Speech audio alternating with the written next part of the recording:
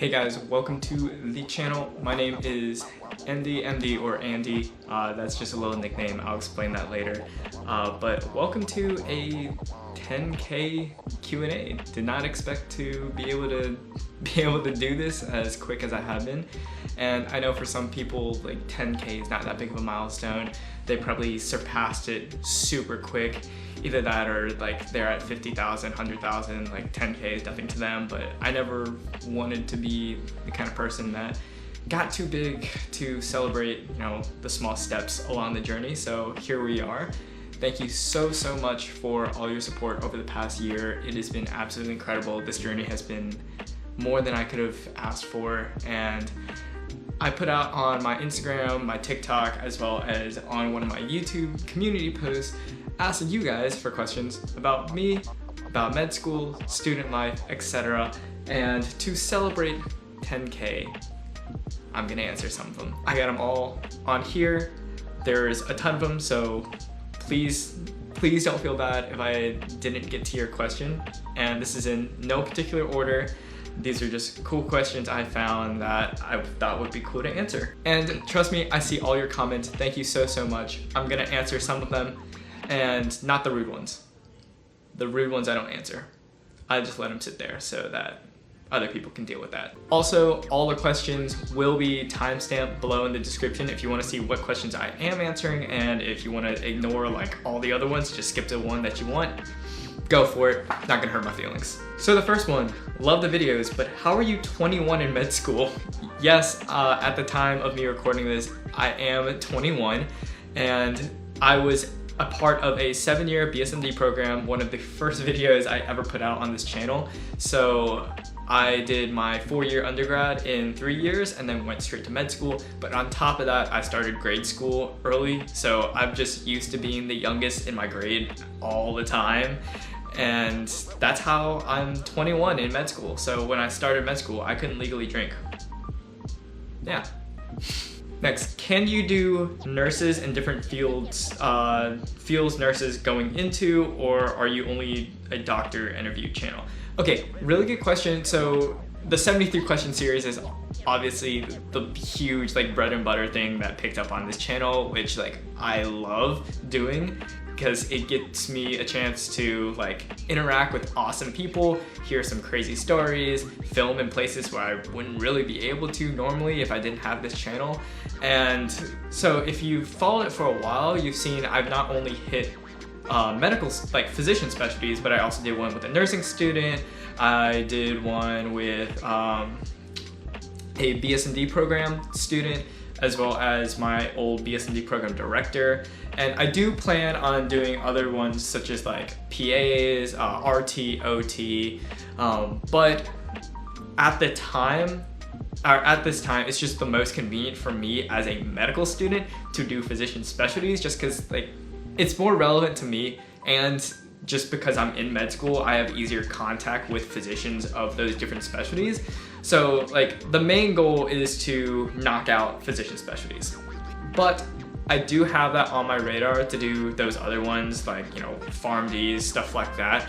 It's kind of a like secondary objective per se, but trust me, every one of your comments asking like, hey, can you do this specialty? I see them.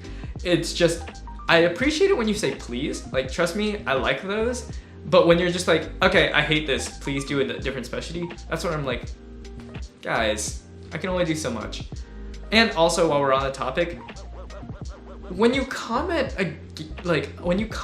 on my 73 question videos, acting like you're talking to the person being like interviewed, they don't run the account.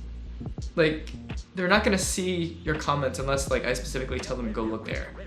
And also, please don't harass my guests on the channel. Like, these are full-time physicians and they're volunteering their time and their resources, their wisdom to you to film this video. There's a lot of communication you guys don't see behind the scenes that lead up to that like 20-minute interview. So please be respectful to my guests, please. Thank you. Next question I keep meaning to ask, given you've interviewed a good amount of specialties, if you had to choose right now, what field would you go into? Oh gosh. This will probably answer a lot of the questions because there was a lot about like what specialty I want to go into. And to be completely honest, as a second-year med student, you're not supposed to have it all figured out. But what I do say is I have some like for sures, and I have some that like I'm completely not gonna do at all. One of the for sures is I definitely want to do a pediatric subspecialty in whatever I want to go into, just because I completely enjoy the pediatric like patient population. Just something about it gives me so much joy. And after working in the pediatric ER for a while, some pediatric clinics, like you realize there's no greater trust than a parent trusting their child in your hands, and that is a standard of care that I absolutely love. And I'm not saying it shouldn't be there for like every other specialty, but for me personally, it hits hard. So that's why I want to do a pediatric subspecialty. Definitely am thinking either something in the OR. So a lot of interviews I've said I'm trying to figure out which side of the magic protective blue curtains I'm on. So either anesthesia or surgery. But again, I don't really want to like lock myself into one. For example, like Dr. Cellini I interviewed, and he kind of like opened my eyes to interventional radiology. I was going, oh shoot, this is kind of cool. And I was like, I didn't expect that. So like, you never know. And that probably answers a lot of questions about what specialty I want to go into. And you know, there's no wrong answer. There really isn't. All right, next, congrats, glad I found your channel. As a senior nearing my end of high school, I'm super grateful that a channel like yours gave me insight on what medicine is like in its many different fields and specialties. Oh, thank you. These are the comments that really warm my heart. For sure, your videos have boosted my passion to take the rigorous but fulfilling path of medicine. Speaking of that, I've always wondered what motivated/led you to choosing medicine, and any regrets of your experience. Okay. Wow, that's a loaded question. I feel like I'm in front of my med school board trying to get into a program. Motivation, I would say, comes from just like having clinical experience and knowing what goes into being a physician. And that's why I always emphasize pre-meds before applying to medical school. Go put yourself as much as you can in those physicians' shoes and see how you like it. So again, like a lot of my early exposure was through working in the pediatric emergency department here. And then I still remember the one point that I knew I wanted to go to med school. And I was 16, I was in a biomed research program at the med school here. And I was lucky and got into a clinical lab, not a bench work lab. So I was actually able to see in trial treatments and see patients. And this program basically put me in a full-time job. So I was from like 9 to 3, 9 to 4 every single day.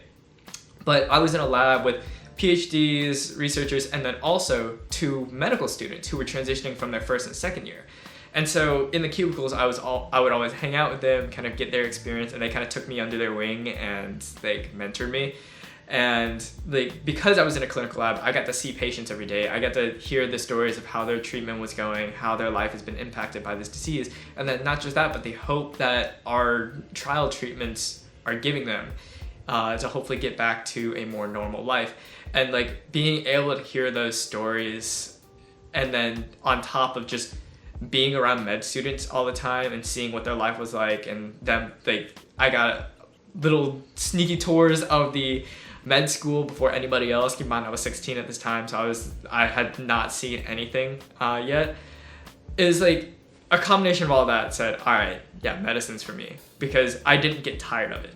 You know, coming in 9 to 5 every single day, and like not being exhausted, not staring at the clock and going, dang, I only get 2 more hours here until I can clock out. Like, if you don't do that, that's when you know you're in the right place. So that's what's been motivating me. And again, once you see those patients, it means so much more. It really does. And I'm so excited. Although somewhat terrified to go on clinical rotations in a couple months. But that is what I want to do. And any regrets of your experiences? Honestly, the only thing I really regret is not saying yes more in undergrad. Because I was in an accelerator program, I was always like grind. So I'm actually way more relaxed in med school than I was in undergrad, because like there is not really a fear of failure. And like there were many times where I just said no to like different social events, hanging out with friends, building memories and relationships that I probably shouldn't have. And I did it just because I had the excuse of I have a test on Tuesday. And like those moments are the things that I don't necessarily regret, but I would have said yes more if I had to go back. But other than that, that's it. All right, next. I look up to you. Well, thank you. Could you do a video on how to become a successful med student YouTuber?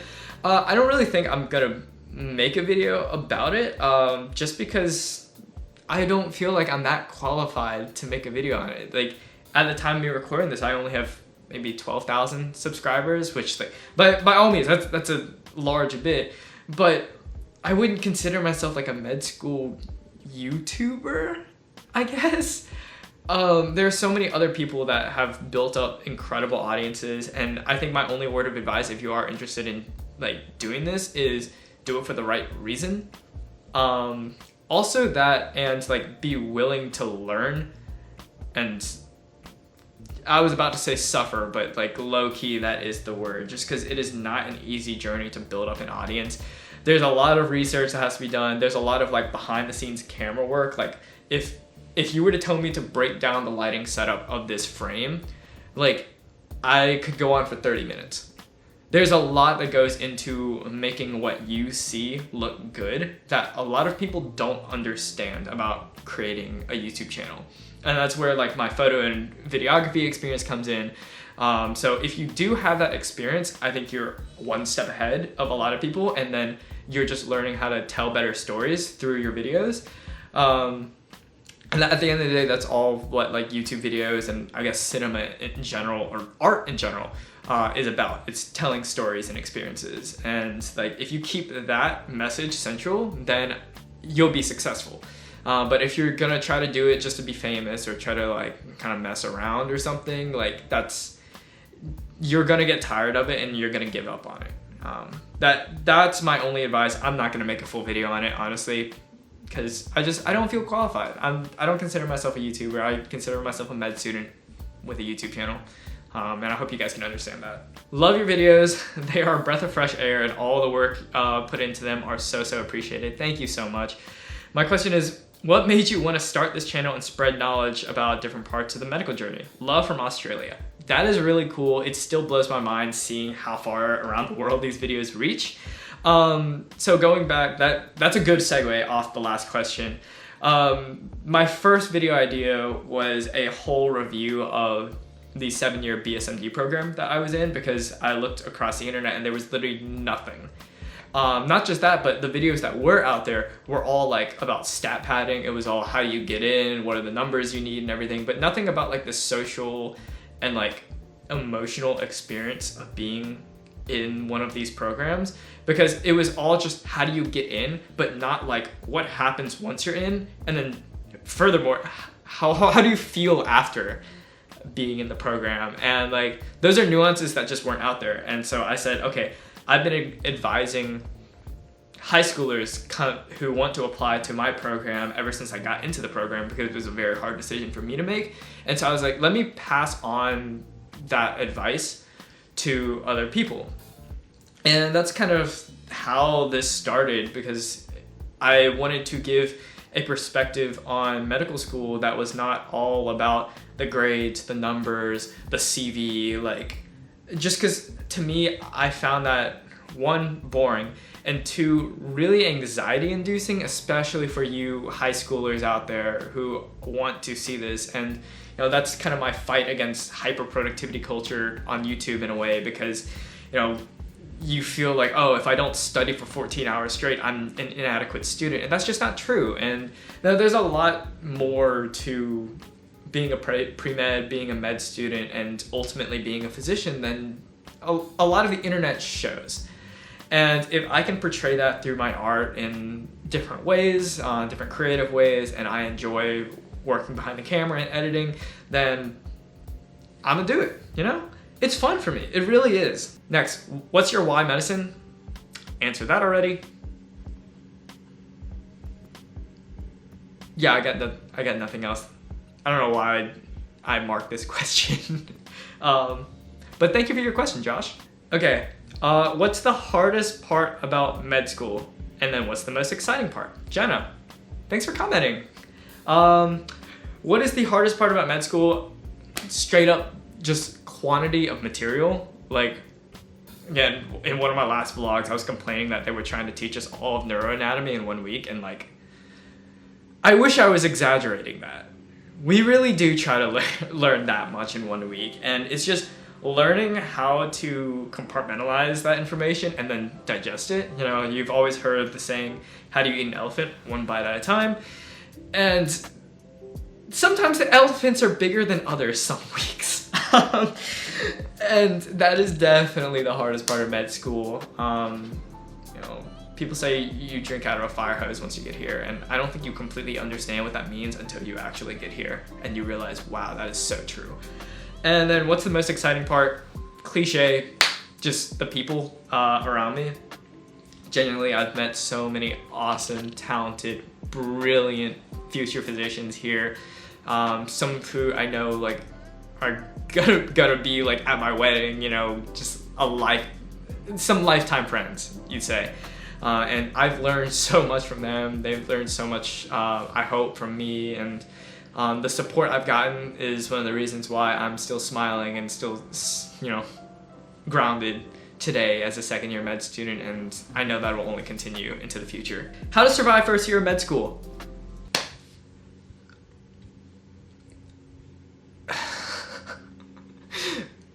I don't know. Take care of yourself first. You can only give as much as you put in. And then not just that, but med school takes as much time from you as you allow it. So learn how to balance, prepare to work hard, get some support, whether that be in your med school class, whether that be some of your preceptors, your family, outside friends. Please, please, please, the support and the self-care is what's gonna get you through it, not the productivity. Like, that is important, but again, you can only stretch yourself for so long. And then just studying smart. And I don't want to endorse a certain study method because every study method is different, but I don't know when this video will release, but I did make a video on kind of like the key word that I would say is the success to med school, and that is adaptability. So know your study methods are going to change, and they're going to change frequently. But being willing to adapt and able to adapt is what's gonna help you survive first year, and I think that stays true throughout med school. I'm saying that as like a newly minted second year, but I'm gonna assume it stays true. What's been the best part of the journey so far? Honestly, this YouTube channel might be one of them. The fact that I've been able to fly out to see people that I've watched on the internet since I was a pre-med still blows my mind. The fact that like I have questions here to be able to answer just because I asked, like, how cool that is.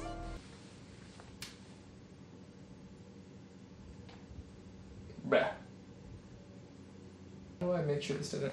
Anyways, I don't know how long that was off. That sucks. But yeah, like, honestly, this channel has been a very unexpected blessing over the past year, and if I'm being completely real, it has definitely changed my experience in med school for the better.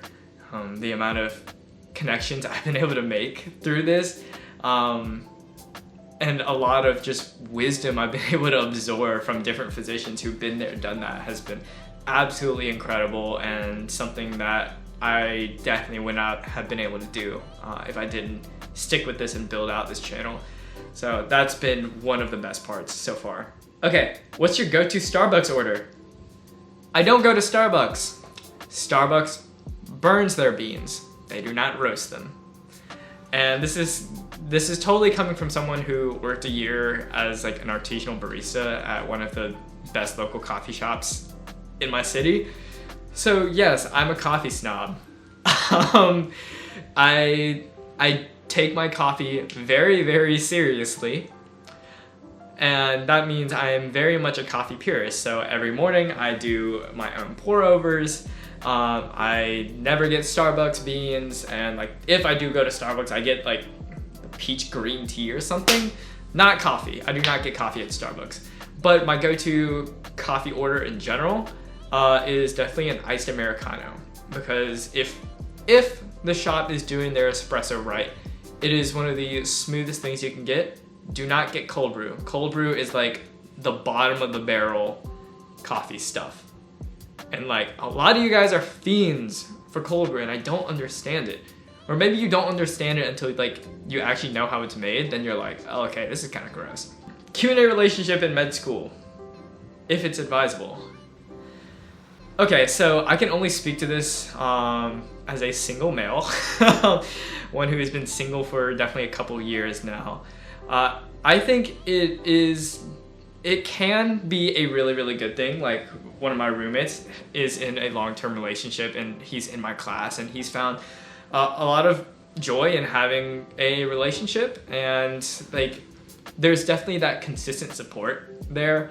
You know, you come back from a long day, you have somebody to talk to, you have somebody that you can like, I guess, process all the emotions and thoughts that are going through your head with.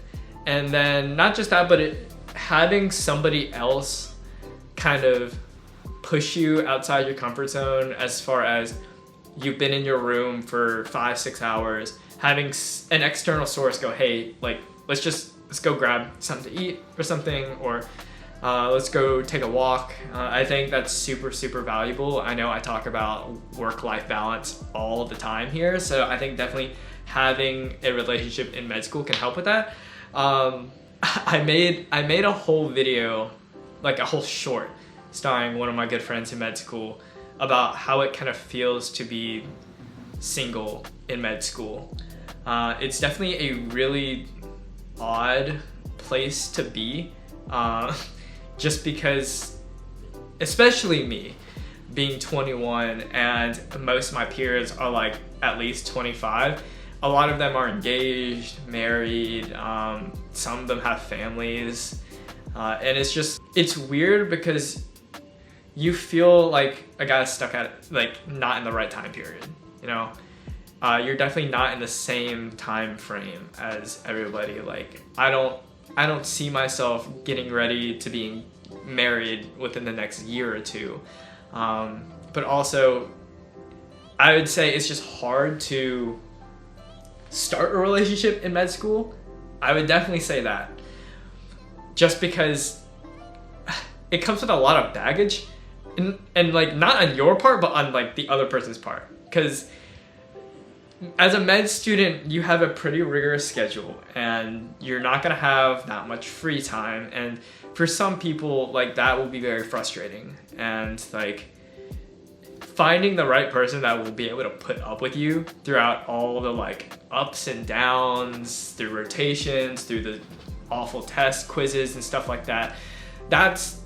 If you find that person within med school, keep them, hold them close. But it's definitely not a bad thing.